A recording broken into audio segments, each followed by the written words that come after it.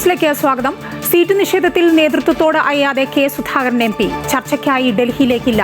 Facebook post എഴുതിയത് താൻ തന്നെയാണെന്നും VD സതീശനുമായി സംസാരിച്ചിട്ടില്ലെന്നും സുധാകരന്റെ പിന്തുണയുമായി മുസ്ലിം ലീഗ് കണ്ണൂർ ജില്ലാ കമ്മിറ്റി.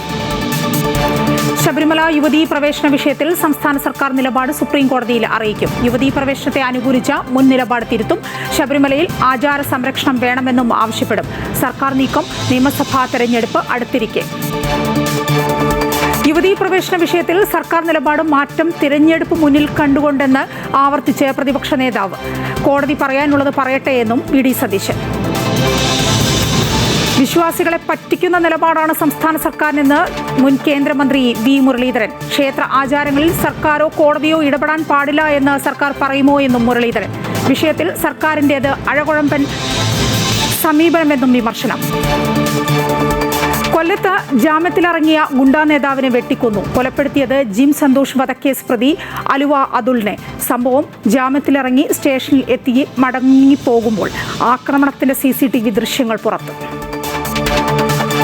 രാജ്യത്ത് പാചകവാതക സിലിണ്ടറുകളുടെ പൂഴ്ത്തിവെപ്പും കരിഞ്ചന്തയും തടയാൻ നടപടികൾ ഊർജിതമാക്കി കേന്ദ്ര സർക്കാർ. ഛത്തീസ്ഗഡിൽ 741 സിലിണ്ടറുകൾ പിടിച്ചെടുത്തു. രാജ്യത്ത് ഗാർഹിക ആവശ്യത്തിനുള്ള ഗ്യാസ് സ്റ്റോക്ക് കൃത്യമായി ലഭ്യമാണെന്നും ഉപഭോക്താക്കൾ പരിഭ്രാന്തരാകേണ്ട സാഹചര്യമില്ലെന്നും അധികൃതർ. ഇന്ത്യയിലേക്കുള്ള 2 LPG കപ്പലുകൾ ഹോർമൂസ് കടലിടുക്കിലൂടെ പോകാൻ ഇറാന്റെ അനുമതി. ശിവാലിക്, നന്ദാദേവി എന്നീ കപ്പലുകൾ ഇന്ത്യയിലേക്ക് അനുമതി ലഭിച്ചത് കേന്ദ്ര സർക്കാർ ഇറാനുമായി നടത്തിയ നിരന്തര ചർച്ചകൾക്കൊടുവിൽ. ഇറാനിലെ പരമോന്നത നേതാവ് മുജ്തബ ഖമനേയി അടക്കമുള്ള പ്രമുഖരെക്കുറിച്ച് വിവരം കൈമാറുന്നവർക്ക് പ്രതിഫലം പ്രഖ്യാപിച്ച് അമേരിക്ക. ഇറാൻ സൈന്യത്തോട് കീഴടങ്ങാൻ ആവശ്യപ്പെട്ട് പ്രസിഡന്റ് ട്രംപ്. ആയുധങ്ങൾ ഉപേക്ഷിക്കണമെന്നും മുന്നറിയിപ്പ്. ഇറാന്റെ പ്രധാന എണ്ണ കയറ്റുമതി കേന്ദ്രമായ ഗാർഗ് ദ്വീപിന് നേരെ വ്യോമാക്രമണം നടത്തിയതായും ട്രംപ്. ഗാർഗ് ദ്വീപിലെ എല്ലാ സൈനിക താവളങ്ങളും പൂർണ്ണമായും തകർത്തുവെന്നും ട്രംപിന്റെ അവകാശവാദം. ഗൾഫിലെ CBSE തുടർ പരീക്ഷകളെ സംബന്ധിച്ച് അന്തിമ തീരുമാനമെടുക്കാൻ ബോർഡിന്റെ നിർണായക യോഗം ഇന്ന്.